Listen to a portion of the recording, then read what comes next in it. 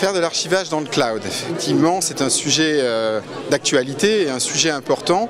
Faire de l'archivage dans le cloud est quelque chose qui est possible, mais qui dépend du niveau de risque que vous visez, ou en tout cas de la maîtrise de ce niveau de risque que vous visez. Effectivement, conserver ou archiver dans le cloud ne présente vraisemblablement pas un risque quant à la perte des données, puisque le cloud est censé répliquer les données, les informations de façon quasi infinie. C'est en tout cas sa promesse. En revanche, il y a un risque certain, c'est le risque de ne plus pouvoir bénéficier du droit à l'oubli des informations.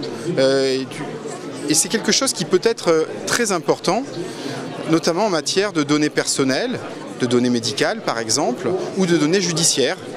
Et prenez l'exemple d'un jugement qui deviendrait obsolète et comment avoir la garantie que vous allez pouvoir gommer dans le cloud ces archives qui devraient être anonymisées.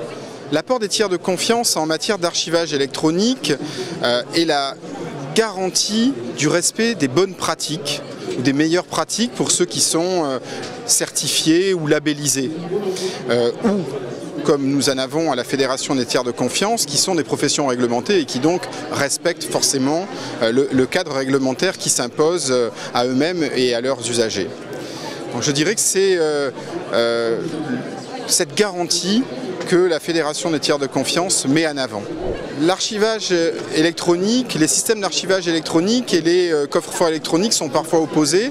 Nous considérons à la Fédération des tiers de confiance qu'il s'agit d'un faux débat, puisque comme la norme NFZ 42020 des coffres-forts numériques le démontre, il s'agit d'une norme produit qui décrit précisément ce qu'est un composant coffre-fort numérique. Et ce mot composant est important parce qu'il démontre que ce composant a vocation à être intégré dans un système plus large et plus parfait, notamment un système d'archivage électronique, mais il peut aussi être intégré dans un système d'information ressources humaines ou dans un ERP pour conserver, communiquer de façon tracée des factures, des fiches de paye ou autres informations.